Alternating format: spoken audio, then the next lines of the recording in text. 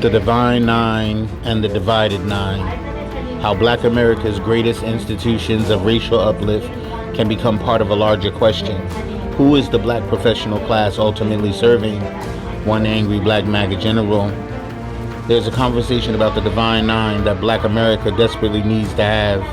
Not a conversation about whether black fraternities and sororities are good or bad. They have done enormous good. Not a conversation about whether their members are accomplished. They plainly are. And certainly not a conversation about whether black people should have created institutions of their own. They absolutely should have. The deeper question is this: what happens when institutions created to overcome exclusion become institutions that reproduce separation? That is a much harder question.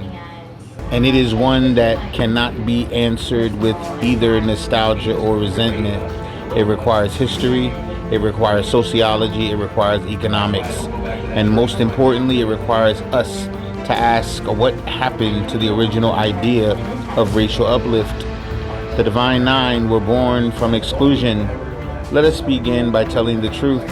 The Divine Nine did not emerge because black college students were sitting around trying to imitate white America. They emerged because black students were being excluded from significant portions of American collegiate life. The National Museum of African American History and Culture describes the emergence of black Greek letter organizations within the context of Jim Crow, racial violence, scientific racism, and exclusion from predominantly white Greek organizations. These organizations were built around principles including academic excellence, racial uplift, service, civic engagement, and kinship. The chronology is remarkable. Alpha Phi Alpha 1906, Alpha Kappa Alpha 1908, Kappa Alpha Psi 1911, Omega Psi Phi 1911, Delta Sigma Theta 1913, Phi Beta Sigma 1914, Zeta Phi Beta 1920, Sigma Gamma Rho 1922, Iota Phi Theta 1963. The National Pan-Hellenic Council itself was created at Howard University in 1930 to bring these organizations together. These were not merely social clubs, they were counter institutions. They created spaces where black students could cultivate leadership when mainstream institutions frequently denied them that opportunity. Alpha Phi Alpha, for example, emerged at Cornell when black students confronted social isolation and poor retention. Its founders developed a brotherhood centered around scholarship, kinship, racial uplift, service, and civic engagement. The history deserves respect, but history does not end with founding. And here is where the story gets complicated. There is a popular narrative that wealthy white families simply financed the Divine Nine as an instrument of social control. I would not make that claim without evidence. The historical record is considerably more complicated. There certainly were white philanthropists, foundations, universities, and wealthy benefactors who invested in black education and institutions during the late 19th and 20th centuries. But the Divine Nine themselves were fundamentally black created organizations established by black students and educators responding to exclusion. The National Museum's historical account makes that clear. That distinction matters, because if we get the history wrong, we weaken the argument we are trying to make. The stronger argument is something else. Black institutions could be created for liberation and still become entangled with the class structure of the society around them. This isn't a conspiracy, that's sociology, and Manny Marable understood that problem. Du Bois wanted a talented 10th. W.E.B. Du Bois believed that black America needed an educated leadership class. His famous 1903 essay, The Talented 10th, argued that a highly educated black minority could provide intellectual and cultural leadership for the larger community. Du Bois was not saying get educated and abandon everybody else. His argument was fundamentally about leadership. The educated were supposed to become instruments of advancement. That distinction is critical. Education was supposed to produce leaders, not merely credentialed individuals. Doctors, lawyers, teachers, professors, scientists, engineers, ministers, writers, public officials. The idea was that the acquisition of knowledge would become a weapon against racial subordination, and the Divine Nine fit naturally into this emerging ecosystem of black professional development. Booker T. Washington saw something else.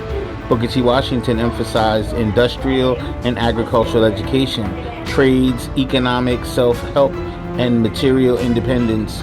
The Du Bois-Washington debate became one of the foundational arguments over the proper strategy for black advancement. Washington essentially asked, how do we build economic power? Du Bois asked, how do we build intellectual and political leadership? Black America needed both, and perhaps one of our historical mistakes was allowing the argument to become an either-or proposition. We needed the engineer and the electrician, the physician and the plumber, the professor and the machinist, the attorney and the contractor, the scientist and the entrepreneur, the college graduate and the skilled tradesman. A civilization needs both the head and the hands. The professional class arrives. Now we get the uncomfortable part. As black Americans gained educational access, an extraordinary transformation occurred. The professions began opening. Black doctors, black teachers, black lawyers, black administrators, black police officers, black firefighters, black engineers, black professors, black government employees, black executives. The very occupations that had previously been denied to black America increasingly became attainable. That was an extraordinary achievement. But success creates a new problem that failure never has to confront. What do you do with the people who are left behind? The black bourgeoisie. Manning Marable devoted significant attention to this problem. His How Capitalism Underdeveloped Black America examines not only black poverty and the working class, but also black capitalism, the black elite, political leadership, education, incarceration, and the black church. His central concern was not simply that black people were poor. It was that capitalism could reproduce social underdevelopment, even while producing pockets of black success. That distinction is profound. Because a community can simultaneously produce millionaires in poverty, doctors in medical deserts, professors in failing schools, lawyers and mass incarceration, politicians and political powerlessness, the existence of a successful black middle class does not automatically mean the black working class is advancing. And the existence of black professionals does not automatically mean the black community possesses a functioning social infrastructure. The question I want to ask the Divine Nine, here is my question, not an accusation. What happened to racial uplift? If Alpha Phi Alpha was founded upon scholarship, kinship, service, and racial uplift, if Alpha Kappa Alpha was founded to create fellowship and advance black women, if Kappa Alpha Psi was created amid the isolation experienced by black students, if Delta Sigma Theta mobilized around civic engagement, if Phi Beta Sigma emphasized education and economic empowerment, if Sigma Gamma Rho developed programs for education and employment, then what should the 21st century Divine Nine be doing with the extraordinary human capital they have accumulated? This isn't about whether members volunteer. They do.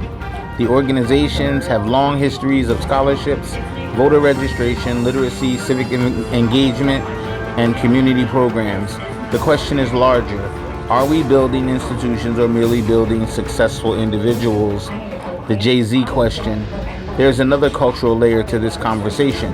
Hip-hop has increasingly created its own mythology surrounding secret knowledge, elite networks, wealth, and fraternity-like symbolism.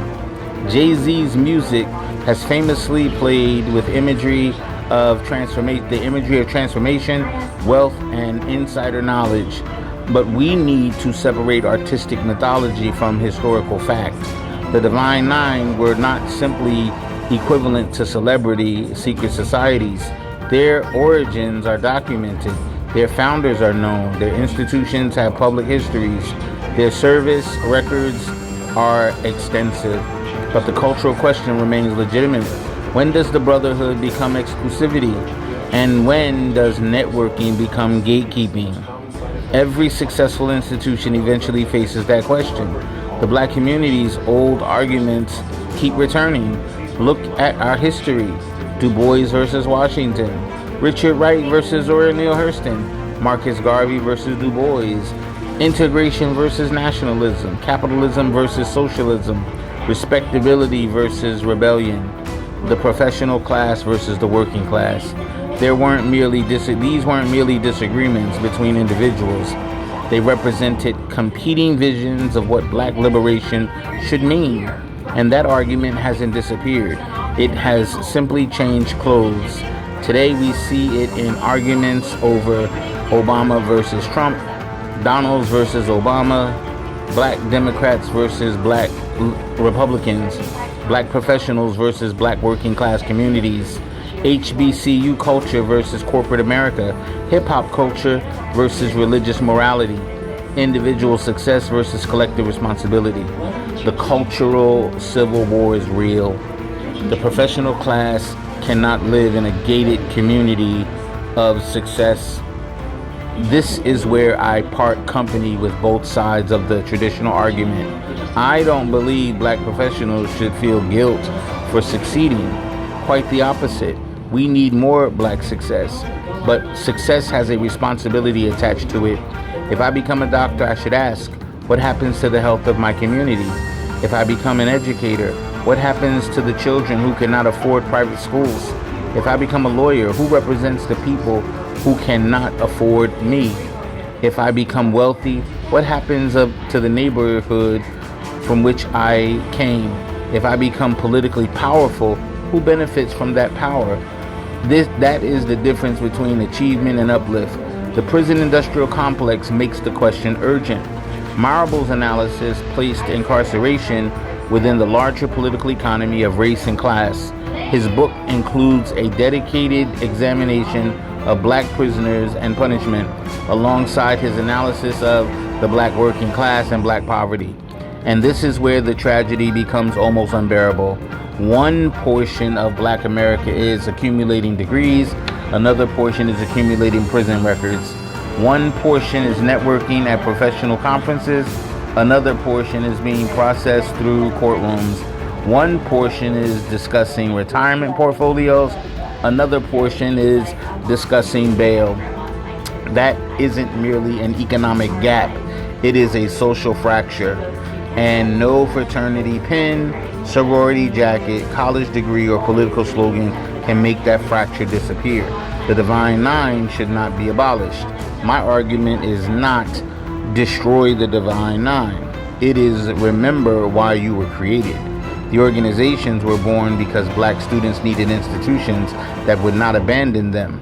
So don't become institutions that abandon the black people who never get through the university gates. The answer isn't less excellence.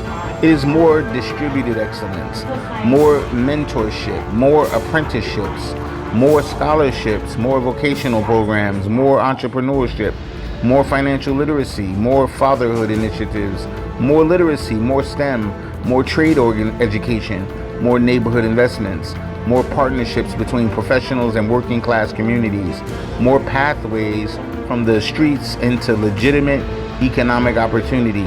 We need to reconcile Du Bois and Washington. Perhaps the greatest irony is that the argument is no longer Du Bois versus Washington. We need Du Bois and Washington. We need the PhD and the electrician. We need the surgeon and the construction worker. We need the constitutional lawyer and the small business owner. We need the professor and the mechanic. We need the black professional who can argue before the Supreme Court, and the black entrepreneur who can build a company employing 500 people. The future of black America cannot be built exclusively in classrooms, and it cannot be built exclusively in factories. It has to be built everywhere. The real Divine Nine question. The Divine Nine have already proven that black people can build institutions. They proved it more than a century ago. The next question is whether those institutions can help build a community ecosystem powerful enough to withstand the forces Marable warned about. Because capitalism can produce black wealth without necessarily producing black social development. Education can produce black credentials without necessarily producing black community leadership.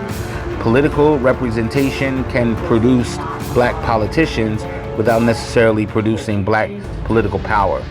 And professional achievement can produce successful black individuals without necessarily producing a successful black community. That is the contradiction, the soul of the matter. I don't want to destroy the black bourgeoisie. I want to reconnect it. I want to eliminate black professional achievement. I don't want to eliminate black professional achievement. I want to multiply it. I don't want to destroy the Divine Nine.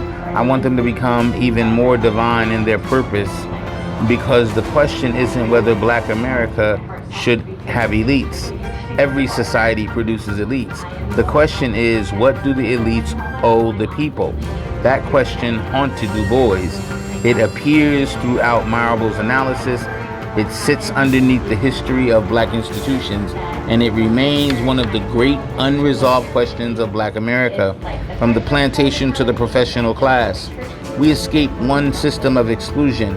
We built institutions, we earned degrees, we entered professions, we accumulated wealth, we entered politics, we built corporations, we became professors, doctors, lawyers, engineers, judges, mayors, governors, presidents, and yet there remains a neighborhood somewhere in America where a child is still asking, who is coming back for us?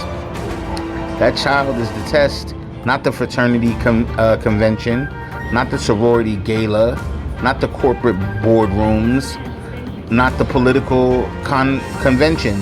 The child is the test. If our institutions can reach that child, then racial uplift is alive.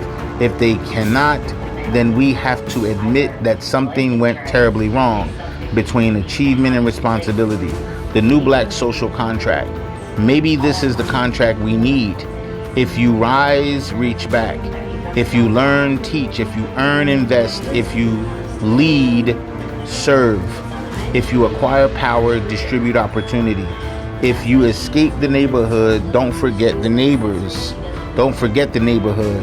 And if you wear letters that represent more than a century of black struggle, remember what those letters were supposed to mean, because brotherhood isn't merely knowing someone's secret handshake. Sisterhood isn't merely wearing the same colors.